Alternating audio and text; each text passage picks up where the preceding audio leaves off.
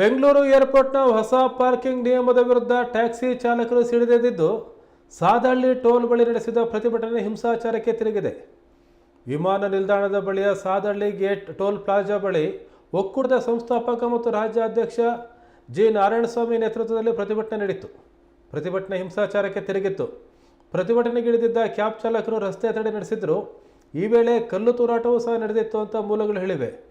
ಹೊಸ ದಂಡ ನೀತಿ ವಿರೋಧಿಸಿ ಕನ್ನಡ ಪರ ಸಂಘಟನೆ ಮತ್ತು ಏರ್ಪೋರ್ಟ್ ಟ್ಯಾಕ್ಸಿ ಚಾಲಕರು ಸಾದಹಳ್ಳಿ ಬಳಿ ಟೋಲ್ ತಡೆದು ಆಕ್ರೋಶ ಹೊರಹಾಕಿದ್ದು, ಪ್ರತಿಭಟನೆ ಜೋರಾಗ್ತಾ ಇದ್ದಂತೆ ನಾರಾಯಣಸ್ವಾಮಿ ಅವರನ್ನು ಪೊಲೀಸರು ವಶಕ್ಕೆ ಪಡೆದರು. ಈ ವೇಳೆ ಮಾತನಾಡಿದ ಚಾಲಕರ ಸಂಘದ ನಾರಾಯಣಸ್ವಾಮಿ ಅವರು, ಡಿಸಿಪಿ ಮಧ್ಯಸ್ಥಿಕೆ ವಹಿಸಿದ್ದಾರೆ. 17 ವರ್ಷದಿಂದ ಸುದೀರ್ಘ ಸೇವೆ ಮಾಡ್ತಾ ಇದ್ದೇವೆ. ಸೈಡ್ ಪಿಕಪ್ನಿಂದ ತೊಂದರೆ ಆಗ್ತಾ ಇದೆ. ನಾವು ಯಾವುದೇ ರೀತಿ ತೊಂದರೆ ಕೊಟ್ಟಿಲ್ಲ. ಇದು BIAL ಅವರ ಕುತಂತ್ರ. DCP ಅವರು 2 ದಿನ ಕಾಲಾವಕಾಶ ಕೇಳಿದ್ದಾರೆ. ನಾವು 4 ದಿನ ತಡಿತೇವೆ, ಆದರೂ ಬಗ್ಲಿಲ್ಲ ಅಂದರೆ ಉಪವಾಸ ಸತ್ಯಾಗ್ರಹ ಮಾಡ್ತೀವಿ ಅಂತ ಎಚ್ಚರಿಕೆ ಕೊಟ್ಟಿದ್ದಾರೆ. ಈ ನಡುವೆ ಪರಿಸ್ಥಿತಿಯ ಸೂಕ್ಷ್ಮತೆ ಅರಿತ ಪೊಲೀಸರು ಪ್ರತಿಭಟನಾನಿರತ ಚಾಲಕರನ್ನು ಚದುರಿಸಲು ಯತ್ನಿಸಿದ್ದು ಲಾಠಿ ಚಾರ್ಜ್ ಮಾಡಿದ್ದಾರೆ. ಇದರ ಬೆನ್ನಲ್ಲೇ ಸ್ಥಳದಲ್ಲಿ ಉದ್ವಿಗ್ನ ವಾತಾವರಣ ನಿರ್ಮಾಣ ಆಗಿದೆ. ನಂತರ ಮಾತುಕತೆ ನಡೆದಿದ್ದು ಪೊಲೀಸರ ಜೊತೆ ಮಾತುಕತೆ ನಡೆಯಿತು. ಪೊಲೀಸರು ಮನವೊಲಿಸಿದ್ದಾರೆ. ಈಗ ಪ್ರತಿಭಟನೆಯನ್ನು ಹಿಂಪಡೆಯಲಾಗಿದೆ. 4 ದಿನ ಕಾದು ನೋಡುವ ನಿರ್ಧಾರಕ್ಕೆ ಬಂದಿದ್ದಾರೆ. 4 ದಿನದಲ್ಲಿ ಇತ್ಯರ್ಥ ಆಗದೇ ಇದ್ದರೆ ಪ್ರತಿಭಟನೆಗೆ ಮುಂದಾಗೋದಾಗಿ ಹೇಳಿದ್ದಾರೆ. ಏರ್ಪೋರ್ಟ್ನಲ್ಲಿ ಪಾರ್ಕಿಂಗ್ ಸಂಬಂಧಪಟ್ಟಂತೆ ವಿವಾದ ಮೇಲೆದಿದೆ. ಪಾರ್ಕಿಂಗ್ ಅಂತ ಅಂದರೆ ಅಲ್ಲಿ 8 ನಿಮಿಷ ಪಾರ್ಕ್ ಮಾಡಿದರೆ 150 ರೂಪಾಯಿ ಫೀ ಕೊಡಬೇಕು. 8 ರಿಂದ 13 ನಿಮಿಷ, 13 ನಿಮಿಷದಿಂದ 18 ನಿಮಿಷದವರೆಗೂ ಪಾರ್ಕಿಂಗ್ ಮಾಡಿದರೆ 300 ರೂಪಾಯಿ ಪಾರ್ಕಿಂಗ್ ಫೀ ಅಂತ ಹೇಳಿ ನಿಗದಿ ಮಾಡಿದ್ದಾರೆ. ಹಾಗಾಗಿ ಈ ಪಾರ್ಕಿಂಗ್ ಶುಲ್ಕ ಏನಿದೆ ಇದು ಅವೈಜ್ಞಾನಿಕ. ಹಾಗಾಗಿ ಪಾರ್ಕಿಂಗ್ ಶುಲ್ಕಕ್ಕೆ ವಿರೋಧವನ್ನು ವ್ಯಕ್ತಪಡಿಸ್ತಾ ಇದ್ದಾರೆ ಕ್ಯಾಬ್ ಚಾಲಕರು.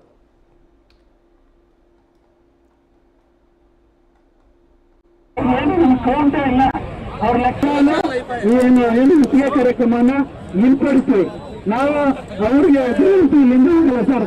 ಇಲ್ಲ ನೀವು ಓಡಿಸ್ತೀರಾ, ಗುಂಡಾಗ್ತೀರಾ ಅಥವಾ ಜೈಲಿಗೆ ಕಳಿಸ್ತೀರಾ, ನಾವು ರೆಡಿ ಇದ್ದೀವಿ ಸರ್. ನಿಮಗೆ ಗೌರವ ಇಷ್ಟ ಸರ್. ಡ್ಯೂಟಿ ಹೋಗ್ಬೇಕು, ಯಾವುದೇ ಗಾಡಿ ಅಡ್ಡಾಡೋದಾಗ್ಲಿ ಅದು ಇದು ಬೆರಳಿ ಕೂರೋದಾಗ್ಲಿ ಯಾವುದೇ ಮಾಡಂಗಿಲ್ಲ.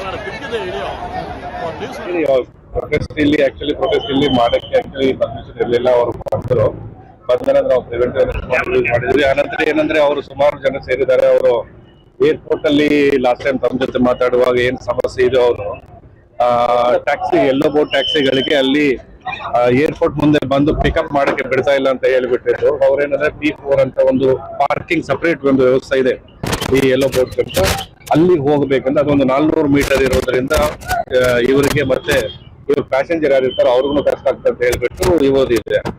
ಬಟ್ ಅವ್ರು ಏನ್ ಹೇಳ್ತಾರೆ ಅಂದ್ರೆ P4 ಎಕ್ಸ್ಕ್ಲೂಸಿವ್ ಇವ್ರಿಗೋಸ್ಕರ ಇದು ಮಾಡಿದೀವಿ, ಅಲ್ಲೇ ಹೋಗಬೇಕು ಅಂತ.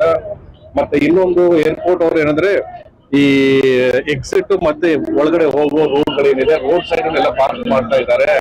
ಸೊ ಅದು ಕಷ್ಟ ಆಗ್ತಾ ಇದೆ ಅಂತ ಅಲ್ಲಿ ಕ್ಲಿಯರ್ ಮಾಡ್ಬೇಕಂತ ಹೇಳ್ಬಿಟ್ಟು ಅವ್ರು ಅದೇನೋ ಕೆಲಸ ಇದು ಮಾಡಿದ್ದಾರೆ.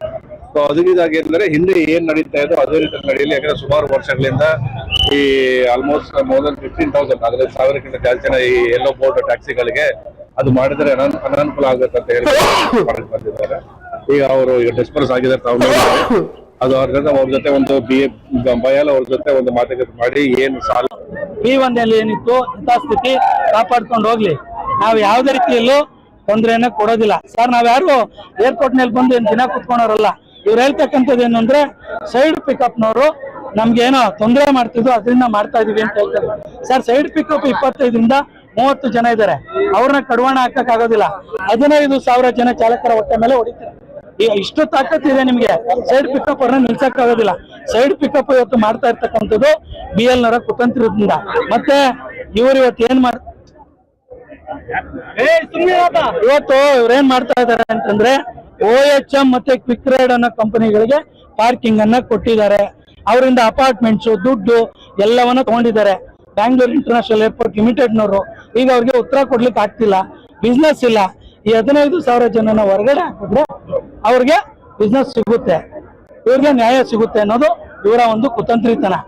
ಅದಕ್ಕೆ ಏನ್ ಮಾಡಿದ್ದಾರೆ, T1 ನಲ್ಲಿ ಈ ಕೆಲಸ ಮಾಡಿದ್ರೆ T2 ನಲ್ಲಿ ಒಳಗಡೆ ಹೋಗಿ ಆಚೆ ಬರ್ಬೇಕಾದ್ರೆ 100 ರೂಪಾಯಿ ಕೊಟ್ಟೆ ಬರ್ಬೇಕಂತ ಪರಿಸ್ಥಿತಿಯನ್ನ ನಿರ್ಮಾಣ ಮಾಡಿದ್ದಾರೆ. ಯಾಕಂದ್ರೆ ಪರ್ಸನಲ್ ಪಿಕಪ್ ವೆಹಿಕಲ್ಸ್ ಸಿಟಿ ಒಳಗಡೆ ಬರೋದ್ ಬೇಡ, ಏರ್ಪೋರ್ಟ್ ಬರೋದ್ ಬೇಡ, ಆ ಗಾಡಿಗಳಿಗೆ ಬಿಸ್ನೆಸ್ ಕೊಡೋಣ ಅನ್ಬಿಟ್ಟು ಕಂಪನಿಗಳಿಗೆ ಟೈಅಪ್ ಆಗಿ ಈ ಕುತಂತ್ರಿ ಕೆಲಸಗಳನ್ನ ಮಾಡ್ತಾರೆ ಸರ್. DCP ಅವ್ರು ನಿಮ್ ಮುಂದೆನೆ ಹೇಳಿದ್ದಾರೆ 2 ದಿನ ಕಾಲಾವಕಾಶವನ್ನ ಕೇಳಿದ್ದಾರೆ. ನಾವು 4 ದಿನದವರೆಗೂ ತಡಿತೀವಿ ಸರ್. 4 ದಿನ ಆದ್ಮೇಲೆ ಅವ್ರಿಗೆ ಹೇಳಿದೀವಿ ನಮ್ಗೆ ಅರೈವಲ್ ನಲ್ಲೇ ಹೋರಾಟ ಮಾಡ್ಲಿಕ್ಕೆ ಅವಕಾಶ ಕೊಡ್ಬೇಕು. ಅವ್ರು ಒಪ್ಕೊಂಡಿದ್ದಾರೆ, ನಿಮ್ ಮುಂದೆ ಒಪ್ಕೊಂಡಿದ್ದಾರೆ.